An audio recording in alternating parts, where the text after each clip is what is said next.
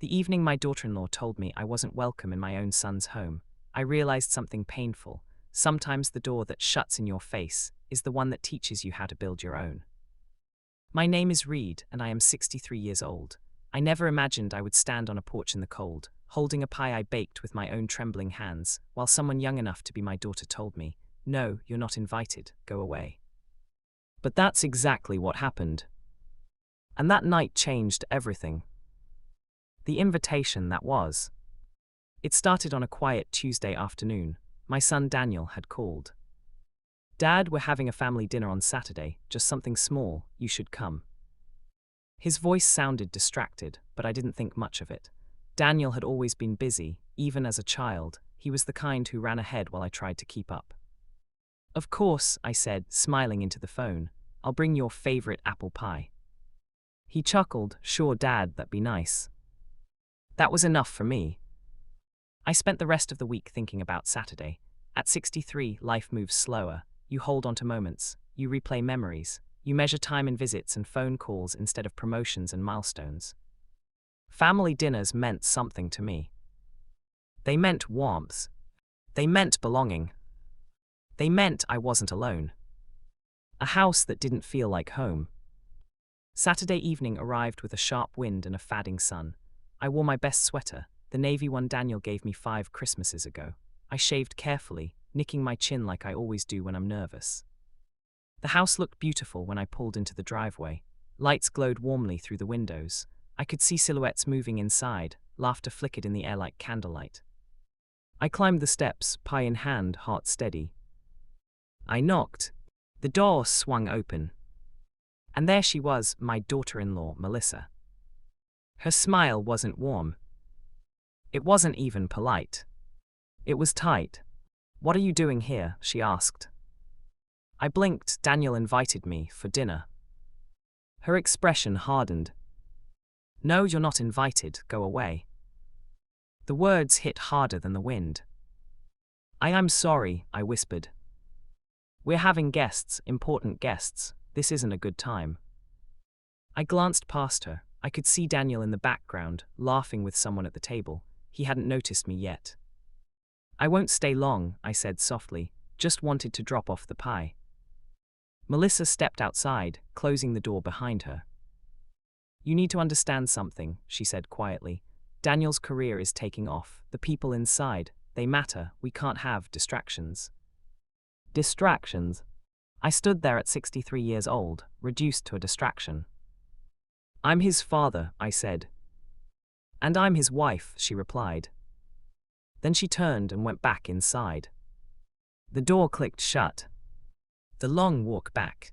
I stood on that porch longer than I should have. I waited.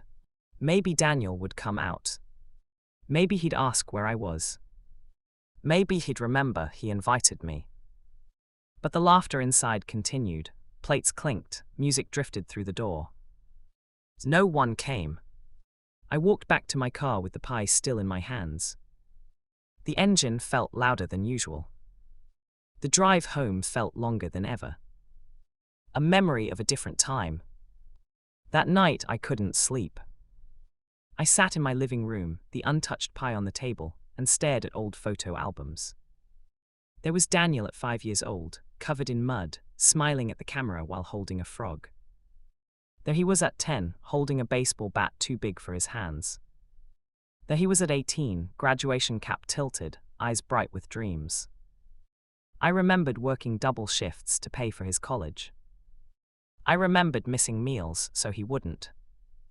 I remembered holding him when he cried after his first heartbreak. And now I wasn't welcome at dinner. The phone call.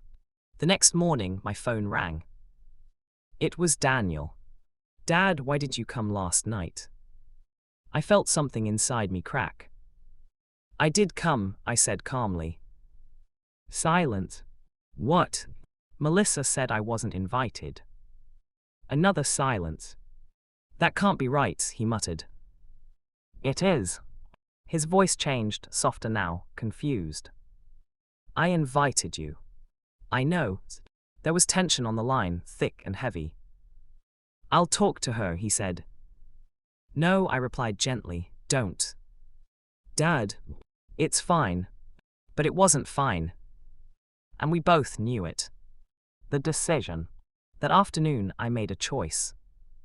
Not out of anger. Not out of revenge. But out of dignity. If I was a distraction in their world, then I would build a world where I mattered.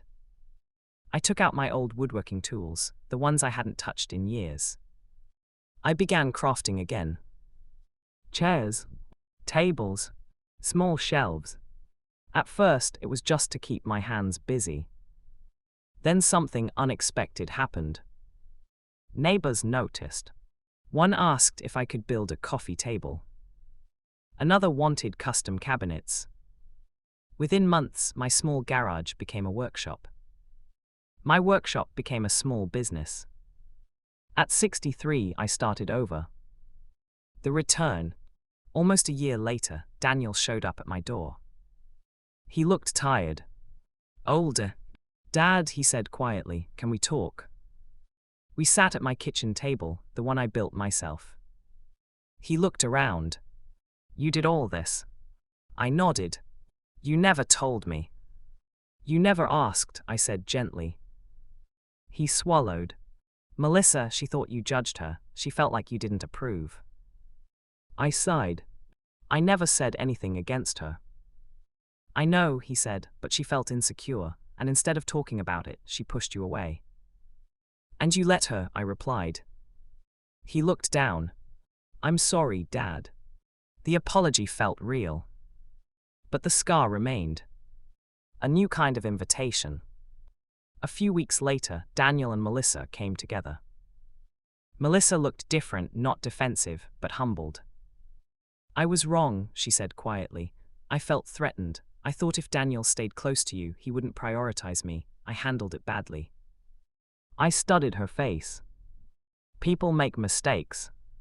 I had made plenty in my 63 years.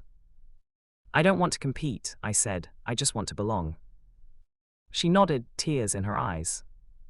You do? They invited me to dinner again. This time when I knocked, Melissa opened the door with a real smile. We're glad you're here, she said. And I believed her. The moral. Life at 63 taught me something powerful. You cannot force yourself into places where you're not valued. But you can build spaces where you are. Family is not about control or competition, it's about respect. And dignity is worth more than any seat at any dinner table. That night on the porch broke my heart. But it also rebuilt my life. Sometimes rejection is not the end of your story. It's the beginning of your strength. And my name is Reid. I am 63 years old. And I no longer wait outside closed doors.